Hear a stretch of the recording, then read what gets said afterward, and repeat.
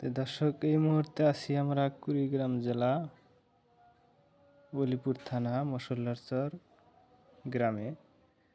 তে এখন আমরা আপনাদেরকে দেখাবো যে বাদাম গাছ কেমন দেখা যায় এবং কিভাবে বাদাম ধরে।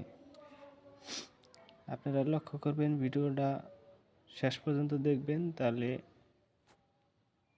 বাদামের গাছ কেমন দেখা যায় এবং বাদাম কিভাবে ধরে সেটা দেখতে পারবেন। এই যে আমি এখন একটা গাছ উঠাইলাম, দেখেন ওই যে বাদাম দেখা যাচ্ছে, যে বাদাম কেমনে ধরে ওই দেখেন। এই যে আমি গাছটা আপনাদেরকে ভালোভাবে দেখানোর চেষ্টা করতেছি। ভিডিওটা সম্পূর্ণ দেখবেন এবং লাইক করবেন, কমেন্ট করবেন।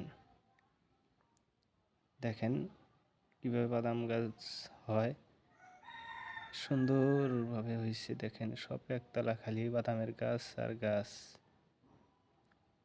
এই দেখেন এইদিকে একটু মাটি শুকিয়ে গেছে, মাটিতে রস নাই, তাই বাদামগুলো এই জায়গায় মরে গেছে। দেখেন এই যে এগুলো কিন্তু আর বাদাম হবে না, এগুলো শেষ। যেখানে রস আছে মাটিতে, ভালো মাটি, সে জায়গায় কিন্তু বাদামগুলো ভালো আছে। এই দেখেন এই যে বাদামগুলো মরে গেছে, একদম শেষ। তো আশা করি দর্শক আপনারা বুঝতে পারছেন, দেখলেন যে বাদাম